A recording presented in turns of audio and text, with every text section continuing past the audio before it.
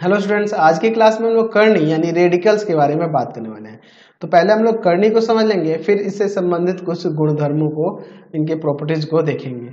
देखिए, करनी यानी कि रेडिकल्स, इसे हम लोग एक और नाम से जानते हैं, सर्ड्स भी कहा जाता है, सर्ड्स। तो चलिए देखते हैं, पहले इसे परिभाषित कर देते हैं। हम लोग इसे ऐसे परिभाषित कर सकते हैं कि यदि n एक धन पूर्णांक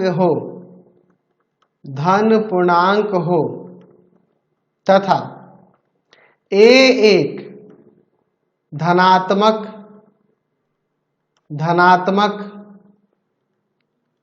परिमेय संख्या हो, तब यदि a का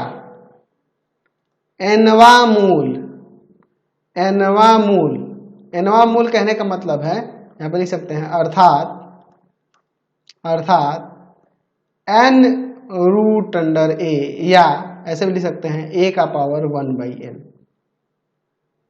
ये क्या होगी? एक आपकी अपरिमेय संख्या होगी, एक अपरिमेय संख्या हो,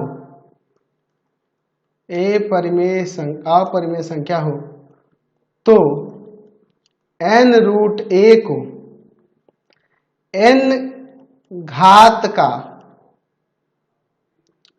करणी कहते हैं, n घात का करणी कहते हैं। जैसे मैं यहाँ पे एग्जाम्पल लेता हूं, जैसे मैं यहाँ पे लिख देता हूं 3 रूट 7, इसको क्या कहेंगे?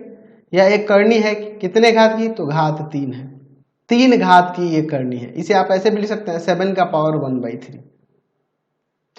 तो ये 3 घात की करणी है। इसमें आप देख सकते हैं n एक धनात्मक पूर्णांक है और a एक धनात्मक संख्या है, धनात्मक परिमेय संख्या। 7 एक धनात्मक परिमेय संख्या है ना जी।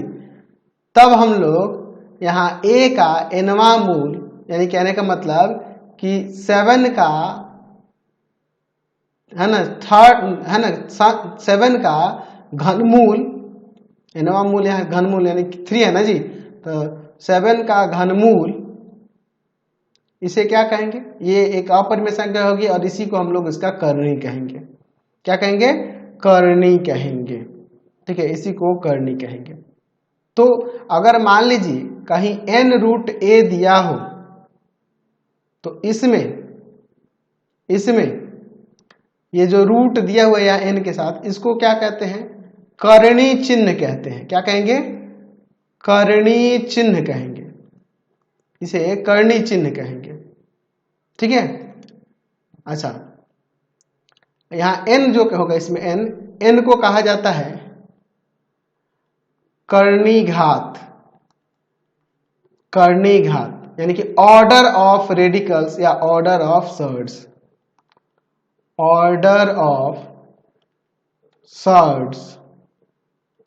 ठीक है। अच्छा, और इसमें जो आप a देख रहे हैं, इस a को कहा जाता है करणीगत, यानी कि रेडिसेंट, इसको क्या कहते हैं? करणीगत कहते हैं, और इसे इनको करणीघात कहते हैं, और इस पूरे को हम लोग करणी कहेंगे, सर्ड्स कहेंगे। ठीक है, क्लियर है? अच्छा, मान लीजिए आपके पास कोई करणी दी हुई है, हम लोग यहाँ पे लिख देते हैं 4 और रूट अंडर 25, यानी कि ये 4 घात की करणी है। तो इसको आप देखो ऐसे लिख सकते हैं 25 का पावर 1/4 कर सकते हैं, या आप इसे ऐसे भी तो लिख सकते हैं ना, 5 का स्क्वायर और इसका पावर 1/4।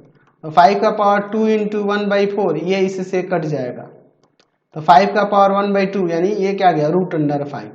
तो ये क्या हो गया? रूट अंडर 5 आने का मतलब ये जो होगा इस करणी का सरलतम रूप है। ये क्या कहलाएगा? करणी का सरलतम रूप होगा, यानी कह सकते हैं कि रूट 5 4 रूट 25 है ना का सरलतम रूप है, तो यहां से आपको क्लियर हो गया करणी होती क्या है। ऐसे ये कैसे मैंने सॉल्व किया, इससे रिलेटेड हम लोग यहाँ पे प्रॉपर्टीज देखने वाले हैं, है ना। चलिए अब हम लोग करनी के प्रकार की बात करें तो दो प्रकार की करनी होती है, एक शुद्ध करनी होती है और एक मिश्र करनी होती है। चलिए दोनों को थोड़ा समझ लेते हैं। यहाँ पे मैं हेडिंग देता हूं करनी के प्रकार।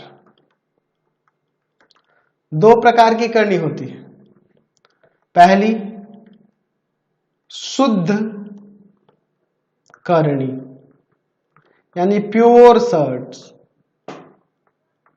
क्या होती है शुद्ध करनी? तो हम लिख सकते हैं, इसे ऐसे परिभाषित कर सकते हैं कि ऐसा करनी जिसका एक गुणनखंड एक तथा दूसरा गुणनखंड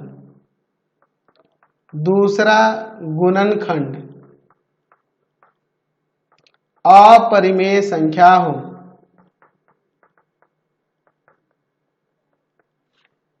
शुद्ध करनी कहलाता है। शुद्ध या पूर्ण भी लिख सकते हैं, पूर्ण करनी,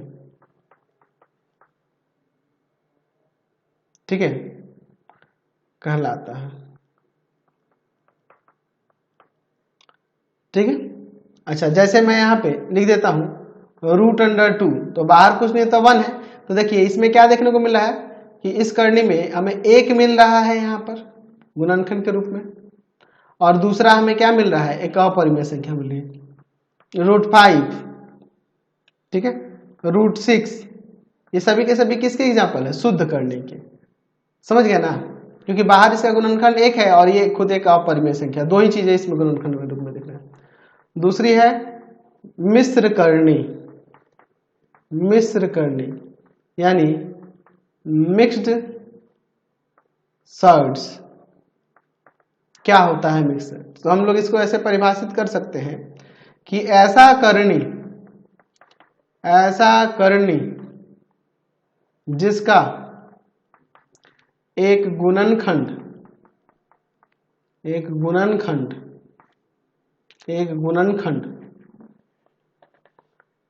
हो, या एक से भिन्न हो, कोई भी हो, एक को छोड़ के और कोई भी हो, भिन्न हो। भिन्न क्या हो? कोई परिमेय संख्या दिया हो, एक से भिन्न कोई परिमेय संख्या, वैसे लिख देते हैं, कोई परिमेय संख्या हो तथा दूसरा एक अपरिमेय संख्या हो, मिश्र करनी कहलाता है। जैसे मैं यहां पे कह दूं, जैसे मैं लिख देता हूं 2√2, देखो एक परिमेय संख्या और एक अपरिमेय संख्या के गुणनफल, ये मिश्र करनी हो गया। मैं यहाँ पे लिख देता हूँ 4, करनी में यहाँ पे 3 देते हैं, करनी घात 3 देते हैं, और यहाँ पे मैं लिख देता हूँ 2, ये आपकी मिश्र करनी हो गई। मैं 8 यहाँ पे 4 सर्ट्स 2, इस तरह से 4√2 कर देता हूँ, तो ये भी आपकी मिश्र करनी हो गई। तो एक अपरिमेय संख्या हो और एक को छोड़कर कोई अदर परिमेय संख्या हो, तो उसे हम लोग क्या कहेंगे? उस तरह की करनी को मिश्र करनी कहेंगे। समझ गए? चलिए, तो अब हम लोग करनियों के कुछ नियम देख लेते हैं, लॉ ऑफ रेडिकल देख लेते हैं। पहला लॉ देखिए, अगर मान लीजिए आपके पास n√a दिया हो और इसका पावर हमें n करना हो, तो इसके इक्वल में आप जानते हैं कि अंदर हम लोग a का पावर 1/n कर सकते हैं, और यहाँ पावर में ऑलरेडी n है, तो यहाँ n से n हट जाएगा, ये a के इक्वल हो जाएगा। या आप इसको ऐसे भी डायरेक्ट याद रख सकते हैं कि n√a का पावर n a हो जाएगा। दूसरा देख लेते हैं, मान लीजिए आपके पास n√a और इंटू n√b दिया हो, तो देखो ध्यान रखना कि करनी घात अगर सेम होगा तो इसे आप आसानी से मल्टीप्लाई कर सकते हैं अंदर। ठीक है। उसी तरह इसके भाग वाला भी, डिवाइड वाला भी नियम हो सकता है कि n√a बाई में n√b दिया होगा, तो इसे आप ऐसे भी लिख सकते हैं। दोनों जगह समान देख रहे हैं, करनी घात क्या है? समान होनी चाहिए, तब ये हम लोग रूल अप्लाई कर रहे हैं। देख रहे हैं ना। अगला प्रॉपर्टी देखते हैं कि मान लीजिए दिया हो m रूट एन रूट ए। तो आप ऐसे इन दोनों कर्णी घात में आपस में मल्टीप्लाई करके भी और ऐसे दे सकते हैं, या एन रूट एम रूट ए ऐसे भी इसको लिख सकते हैं, कोई दिक्कत नहीं है। बात को समझना, ऐसा इसलिए क्योंकि देखो आप एम रूट एन रूट ए की बात करोगे तो आप इसे एन रूट ए का पावर 1/m कर सकते हैं, फिर ये हटेगा तो ए का पावर 1/n इंटू 1/m हो जाएगा, यानी कि ए का पावर 1/mn। तो इसका मतलब यही ना हुआ कि आप इसे लिख सकते हैं mn रूट ए। बात एक ही होगी, समझे ना। उसी तरह से अगर हम लोग एक और फॉर्मूला यहाँ देखें, n रूट अंडर ए का पावर मान लेते हैं आपका मान लेते हैं p दिया है, ठीक है। तो एक काम कर सकते हैं हम लोग, इसे हम लोग चाहें तो a का पावर p/n यूज कर सकते हैं, या हम ऐसे भी कर सकते हैं। अगर मान लीजिए हम लोग, या ऐसे भी कर सकते हैं, मान लीजिए हम लोग एक यहाँ पर एक कर्णी घात m लगा दिए, तो हमें अंदर क्या कर लेना होगा, a का पावर p इंटू m कर लेना होगा।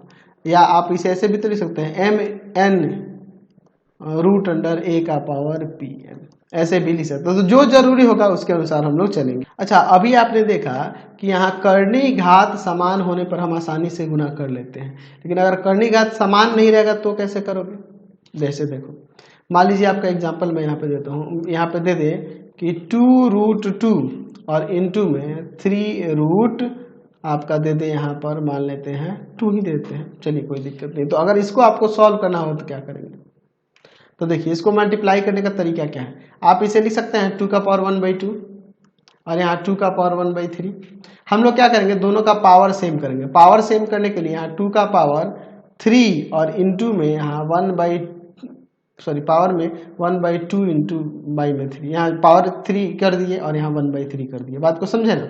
या आप ऐसे ना लिखकर ऐसे भी लिख सकते हैं, ठीक है। कैसे लिख सकते हैं जी, हम लोग लिख सकते हैं कि 2 का क्यूब का पावर 1/3 और पावर में 1/2, यहाँ पे लिख सकते हैं। क्या हो जाएगा, 2 का पावर यहाँ पे ले लेते हैं 2 और इंटू में 1/2 का पावर 1/2। तो यहाँ 2 का पावर 3 और यहाँ पावर में कर लेते हैं, ये इसके साथ ले लेते हैं 1/6 हो जाएगा। यहाँ 2 का पावर 2 और पावर में 1/6, दोनों का पावर सेम आ गया। तो यहाँ हो जाएगा आपका 8 का पावर 1/6 और यहाँ आपका हो जाएगा 4 का पावर 1/6, दोनों का पावर सेम हो गया तो 32 का पावर 1/6 आ गया, ठीक है। या आप इसे 6√36 ऐसे 32 लिख सकते हैं, ऐसे भी लिख सकते हैं, कोई दिक्कत नहीं है, ठीक है। तो एक्चुअल में हम लोग इसको डायरेक्ट भी बना सकते हैं, लेकिन वो अभी आगे हम लोग पढ़ेंगे कि बेस इक्वल है तो पावर ऐड हो जाएगा, समझ गए ना। यहाँ पर पावर ऐड हो जाएगा, यानी 2 का पावर 5/6 आ गया। ये दोनों इक्वल ही होगा, आप इसे भी चाहो तो ऐसे कर सकते हो। 2 का पावर 5 का पावर 1/6, 2 का पावर 5 32 होगा ना जी, यानी 2 का पावर 5/6 आ गया। तो हम लोग ये डायरेक्ट भी कर सकते थे, लेकिन अभी हम लोग ये सीखे नहीं है कि बेस सेम तो पावर को ऐड कर देना है। इसके बारे में हम लोग बाद में बात करेंगे, अभी हम लोग करनी के लिए बात कर रहे हैं। तो जरूरी नहीं है कि यहाँ 2 दोनों जगह सेम ही रहे, यहाँ 2 रहे, यहाँ 3 रहे, या कोई अदर संख्या भी रहे, तो यही रूल आपको अप्लाई करना होगा, पावर बस सेम कर देना होगा, ठीक है। और उसको सॉल्व कर देंगे तो हमें पता चल जाएगा। तो आप इसको ऐसे लिख सकते हैं, कोई दिक्कत नहीं है। तो समझ गए कैसे करना है इसमें सॉल्यूशन। तो इन्हीं सभी प्रॉपर्टीज को यूज करके हम लोग एक्सरसाइज के क्वेश्चंस को बनाने वाले हैं। आपको हमारे 3 चैनलों को सब्सक्राइब कर लेना होगा। पहला है path finder classes Chhapra, path finder classes Chhapra. दूसरा आपके पास भारती भवन रविकांत सर, भारती भवन रविकांत सर। और तीसरा चैनल है Ravikant sir, Ravikant sir RD Sharma solution, RD Sharma solution. तीनों को सब्सक्राइब कर लेंगे और इससे रिलेटेड वीडियो के लिए सीधे डिस्क्रिप्शन में जाएंगे। इससे रिलेटेड नोट्स के लिए गूगल पे जाकर सर्च करेंगे www.ravikantsir.in और यहाँ जाकर आप सभी क्लासेस के नोट्स उनके पीडीएफ को डाउनलोड कर सकते हैं, पढ़ सकते हैं। इंस्टाग्राम और फेसबुक पे जाकर पाथ फाइंडर क्लासेस छपरा को लाइक एंड फॉलो करना नहीं भूलेंगे। Thanks for watching the video. Comment करके जरूर बताया करें कि हमारे चैनल्स के वीडियोस आप सभी को कैसे लगते हैं। Thanks for watching.